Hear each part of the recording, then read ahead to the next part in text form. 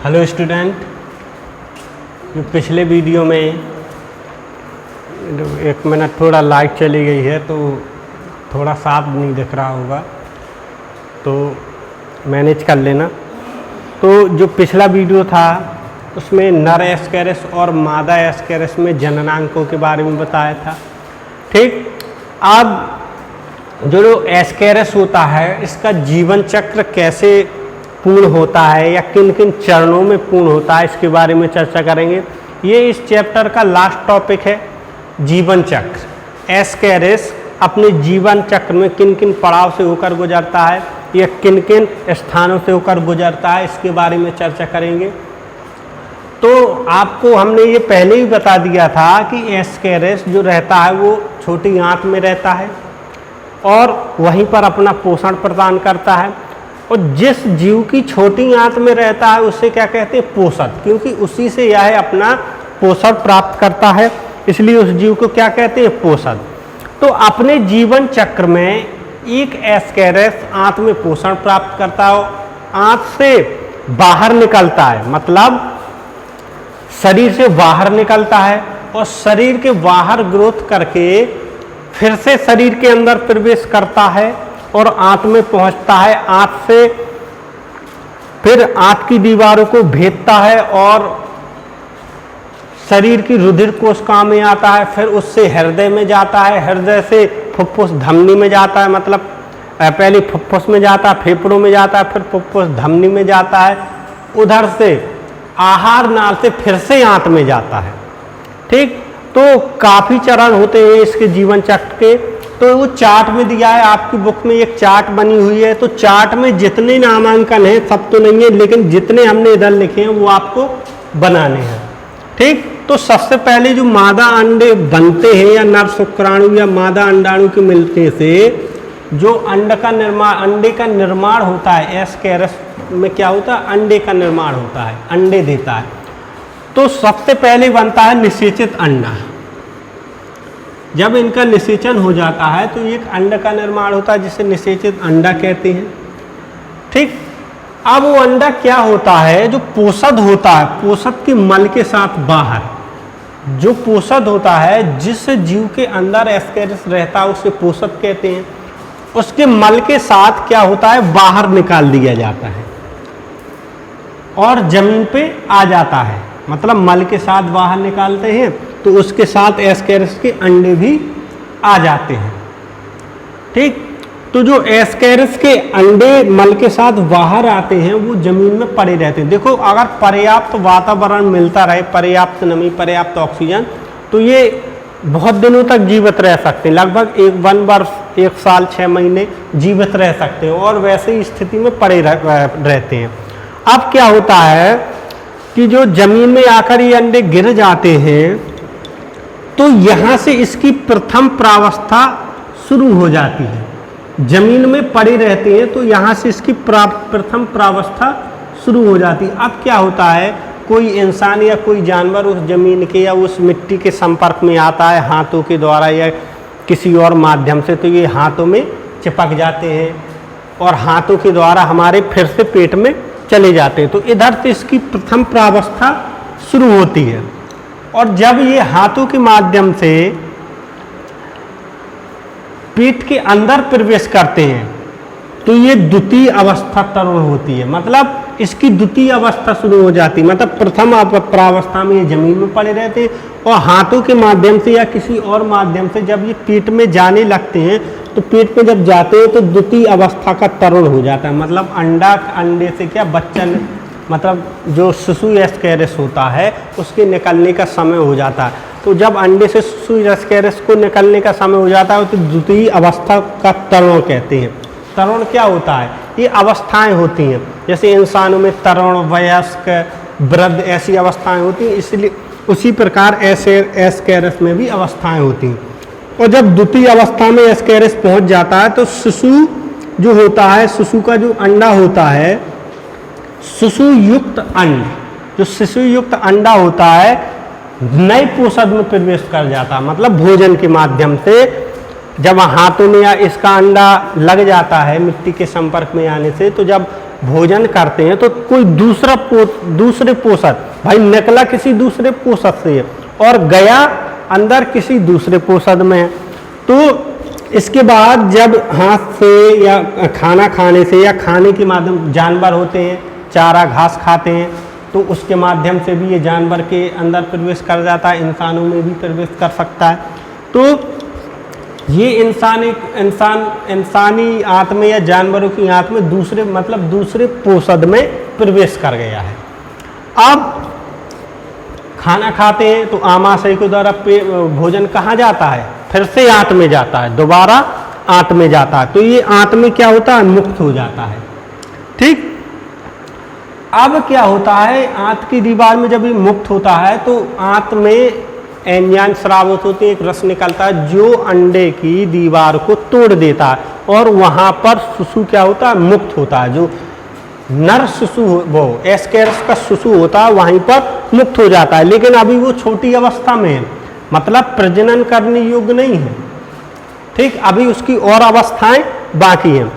तो आंत में मुक्त होता है तो फिर क्या करता है, ये आंत की दीवार को भेद कर या आंत की दीवार को लांग कर कहाँ चला जाता है, स्राव में चला जाता है। फिर आंत की दीवार को लांग कर या भेद कर कहाँ पहुँचता है, यकृत निवाह का स्राव में। जो यकृत निवाह का स्राव का कार्य होता है रक्त को हृदय तक ले जाना, तो यकृत निवाह का स्राव में पहुँच जाता है। फिर यकृत निवाह का स्राव से यकृत की स्राव में पहुँच जाता है। ठीक, जो यकृत की कोशिकाएं की स्राव होती हैं, यकृत में जो कोशिकाएं होती हैं वो दूसरी स्राव होती हैं। जो मेन स्राव होती है वो देखो, स्रावें जो होती हैं हमारे शरीर के इंटरनल भाग में होती, मतलब आंतरिक भाग में होती हैं। ठीक, फिर इसके बाद पहुंचता है यकृत स्राव में। यकृत स्राव में पहुंचने के बाद पश्च महास्राव में पहुंचता है। पश्च महास्राव का कार्य होता है शरीर का जो ब्लड होता है, शुद्ध ब्लड, उसको हृदय तक पहुंचाना। ये मेन स्राव होती है जिसका संपर्क होता है सीधे हृदय से। तो रक्त के बहाव के साथ साथ ये कहाँ आ जाता है, दाहिनी आलन में। देखो हृदय में 4 कोष्ठ होते हैं, ये वाया आलन, ये वायानल है, ये दायां आलन, ये दायानल है। कहाँ पहुंच जाता है, दाहिने आलन में, इधर पहुंच जाता है, यकृत के वो हृदय के इस भाग में पहुंच जाता है। फिर इसके बाद कहाँ पहुंचता है, हृदय में। चाहे आप ये लिख लो दाहिने आलन में लिख लो, चाहे हृदय में लिख लो, ठीक है, एक ही बात होती है, क्योंकि दाहिना आलन जो हृदय का ही भाग होता है। फिर जब ये हृदय में पहुंच जाता है तो हृदय क्या करता है, इस अशुद्ध रक्त को शुद्ध करने के लिए फेफड़ों में भेजता है। हृदय पंप करता है तो इस अशुद्ध रक्त को फुफ्फुस धमनी के द्वारा कहाँ भेजता है, फेफड़ों में भेजता है शुद्ध होने के लिए। तो जब शुद्ध होने के लिए फेफड़ों में भेजेगा तो एस्केरस कहाँ पहुँच जाएगा, फुफ्फुस धमनी में पहुँच जाएगा। फुफ्फुस धमनी क्या होती है, फुफ्फुस का मतलब होता है फेफड़े, जो हमारे सीने के अंदर स्थित होते हैं। तो फुफ्फुस धमनी में भेज देता है। फुफ्फुस धमनी का अटैचमेंट होता है फेफड़ों से। ठीक, फेफड़ों में, फेफड़ों से हृदय में, हृदय से जब अशुद्ध रुधिर जाता है किसके द्वारा, फुफ्फुस धमनी के द्वारा कहाँ जाता है, फेफड़ों में जाता है। तो एस्केरस भी फेफड़ों में पहुँच जाता है। इसके बाद फेफड़ों में कुछ कोष्ठ होते हैं जहाँ पर रुधिर को भेजा जाता है, कूपकाएं बोलते हैं जिसे। ठीक, कूपिकाओं में ही क्या होता है, जो कूपिकाएं होती हैं उनमें ऑक्सीजन भरती है और उन्हीं में ब्लड पहुंचता है। तो जब उन्हीं में ऑक्सीजन भरी, शुद्ध ऑक्सीजन उन्हीं में ब्लड पहुंचा, तो जो शुद्ध ऑक्सीजन होती है वहां पर ब्लड में मिल जाती है। तो फुफ्फुसी कोष्ठ से होता हुआ जब ये फुफ्फुसी कोष्ठ में पहुंचता है तो ये तृतीय अवस्था का तरुण हो जाता है, मतलब इसमें थोड़ा वृद्धि हो जाती है, बढ़ जाता है। तो फेफड़ों में ये तृतीय अवस्था का तरुण बन जाता है। इसके बाद थोड़ा आगे चलता है तो ये चतुर्थ अवस्था का तरुण बन जाता है, मतलब इसकी वृद्धि फुल हो जाती है। अब ये निषेचन करने के लिए तैयार हो जाता है। ठीक, अब फेफड़ों से ये पहुंचता है कहाँ, वायुनाल में। वायुनाल कहाँ होती है, जहाँ से हम एयर अंदर लेते हैं और बाहर छोड़ते हैं। ये वायुनाल पूरी क्या होती है, इधर से लेकर, जो इधर से लेकर पूरे मुख तक क्या होती है, वायुनाल होती है। तो ये वायुनाल में पहुंच जाता है। वायुनाल से ग्रसिका क्या होती है, इतना हिस्सा जो होता है वो ग्रसिका का हिस्सा होता है, यहाँ पहुंचता है। यहाँ पर जब ये पहुंचता है तो कभी कभी क्या होता है, ज़्यादा एस्केरस हमारी ग्रसिका में पहुंच जाती है तो हमको खांसी, गले में खरांच वगैरह स्टार्ट हो जाती है, वो एस्केरस के कारण ही स्टार्ट होती है। ठीक, तो ग्रसिका से वापस ये नीचे की ओर सीधे आमाशय से होता हुआ आंत में पहुंच जाता है। ग्रसिका से बाहर आमाशय से होता हुआ आंत में पहुंच जाता है। आंत में पहुंचने के बाद ये पूर्ण वयस्क हो जाता है और निषेचन के लिए फिर से स्टार्ट हो जाता है।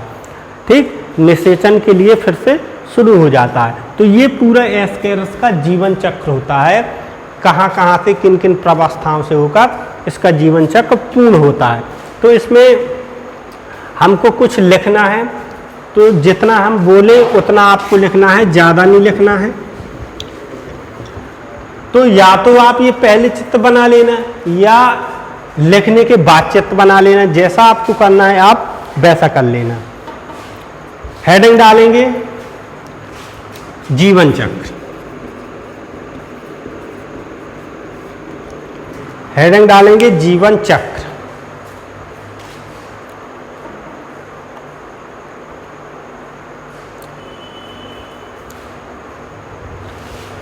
इसमें एक हेडिंग है अंडों में भ्रूणी परिवर्धन, अंडों में भ्रूणी परिवर्धन। हेडिंग डालेंगे अंडों में भ्रूणीय परिवर्धन। इसमें लिखना है यह मानव शरीर से बाहर, यह मानव शरीर से बाहर मिट्टी में, यह मानव शरीर से बाहर मिट्टी में आ जाने पर ही होता है। मतलब क्या है, जो परिवर्धन होता है वो मानव शरीर से बाहर मिट्टी में आ जाने पर ही होता है। क्योंकि इसके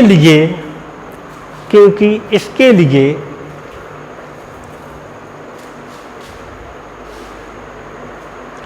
पर्याप्त नमी कॉमा ऑक्सीजन, पर्याप्त नमी कॉमा ऑक्सीजन तथा कम ताप होना आवश्यक होता है, तथा कम ताप होना आवश्यक होता है।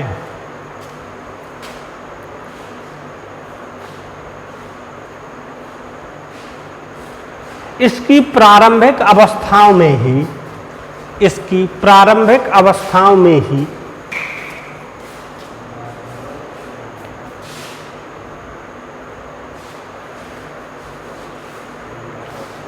भ्रूण की विभिन्न कोशिकाएं, भ्रूण की विभिन्न कोशिकाएं, भ्रूण की विभिन्न कोशिकाएं भावी शिशु एस्केरस, भावी शिशु एस्केरस के विभिन्न अंग बनाने के लिए निर्धारित हो जाती हैं, के विभिन्न अंग बनाने के लिए निर्धारित हो जाती हैं। अर्थात इसमें कोशिकाएं पूरी पूरी बंटती हैं, अर्थात इसमें कोशिकाएं पूरी पूरी बंटती हैं। इसका मतलब ये है कि जब बाहर आ जाता है, पर्याप्त नमी ऑक्सीजन प्राप्त कर लेता है, तो जो भावी शिशु, आने वाला शिशु एस्केरस होता है, उसकी कोशिकाएं बंटना स्टार्ट हो जाती हैं। ठीक,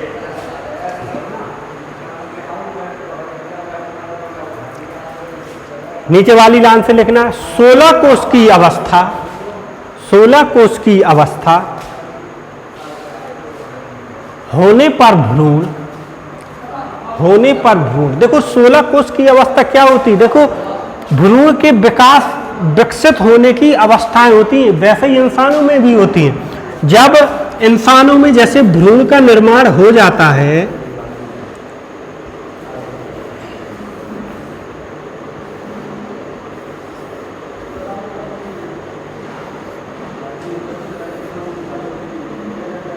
ठीक, जैसे इंसानों की बात करें, इंसानों में भ्रूण का निर्माण हो जाता है तो इंसानों में पहले 2 कोश की अवस्था आती, फिर 4, फिर 8, फिर 16, फिर 32, फिर 64, फिर 128। इतनी अवस्थाओं में पूर्ण शिशु बनता है। मतलब ये अवस्थाएं होती है, इतनी अवस्थाएं होती हैं। पहले 2 कोष की, 4, 8, 16, 32, 64, 128, 128 कोष की अवस्था में भ्रूण परिपक्व बन जाता है। और फिर जब 128 अवस्था पूर्ण हो जाती है तो ये गर्भाशय की दीवार से जो भ्रूण होता है ये चिपक जाता है।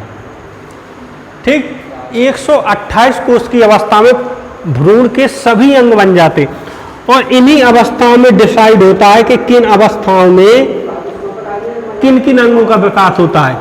64 कोष की अवस्था में जो मानव का शिशु होता है, उस शिशु में जो पलकें होती हैं वो बंद रहती हैं। इससे पहले की अवस्थाओं में जो पलकें होती हैं बंद रहती हैं, और जब 64 कोष की अवस्था शुरू होती है तो ये पलकें 2 भागों में बट जाती हैं, मतलब अलग अलग हो जाती हैं। बाकी शरीर के हाथ पैर सभी अंगों का निर्माण हो जाता है। हर कोष की अवस्था में शरीर के विभिन्न अंगों का निर्माण होता है। तो जब 128 कोष की अवस्था पूर्ण हो जाती है तो लगभग शिशु के सभी अंग बन जाते हैं। ऐसे ही एस्केरस में होता है। हमने आपको बताया 16 कोशिका की अवस्था होने पर। ठीक, तो यहाँ पर 16 कोष की अवस्था की बात की है।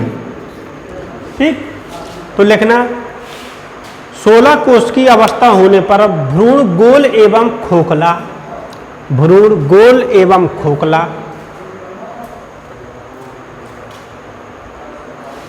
ब्लेस्टुला बन जाता है। ब्लेस्टुला उसकी अवस्था का नाम दिया है, ब्लेस्टुला बन जाता है। इसकी गुहा को ब्लेस्टोसील कहते हैं। इसकी गुहा को ब्लेस्टोसील कहते हैं। जो गुहा होती है देव गुहा, उसको ब्लेस्टोसील कहते हैं।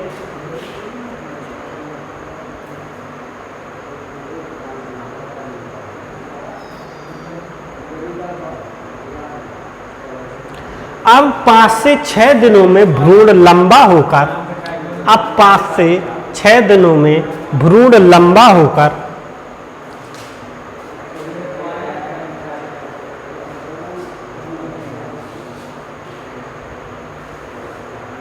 नन्हा शिशु बन जाता है। नन्हा शिशु बन जाता है। ये सभी प्रोसेस अभी अंडे के अंदर ही चल रही हैं, एस्केरस के अंडे के अंदर ही चल रही है। जबकि ये अंडा बाहर आ चुका है, जमीन में आ चुका है, तो जमीन में पड़े पड़े ही ये सभी अवस्थाएं चल रही। मतलब 5 से 6 दिन में क्या होता है, जो नर एस्केरस होता है लगभग लंबा हो जाता है।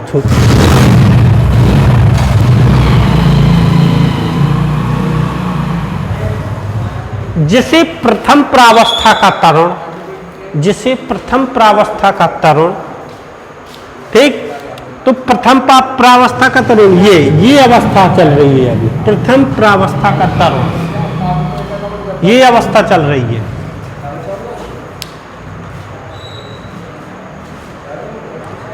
जिसे प्रथम प्रावस्था का तरुण या रैबिडिफॉर्म लार्वा, रैबिडिफॉर्म लार्वा कहते हैं। प्रथम प्रावस्था का तरुण या रैबिडिफॉर्म लार्वा कहते हैं। अंडे के भीतर लगभग 10 दिन, अंडे के भीतर लगभग 10 दिन तक वृद्धि करने के बाद, अंडे के भीतर लगभग 10 दिन तक वृद्धि करने के बाद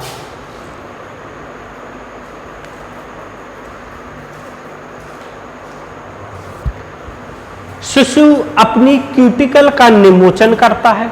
शिशु अपनी क्यूटिकल का निमोचन करता है। मतलब 10 दिन के बाद, अंडे के भीतर 10 दिन रहने के बाद ये क्यूटिकल का निमोचन करता है। अपने शरीर के चारों ओर एक क्यूटिकल की परत चढ़ाता है, जिससे यह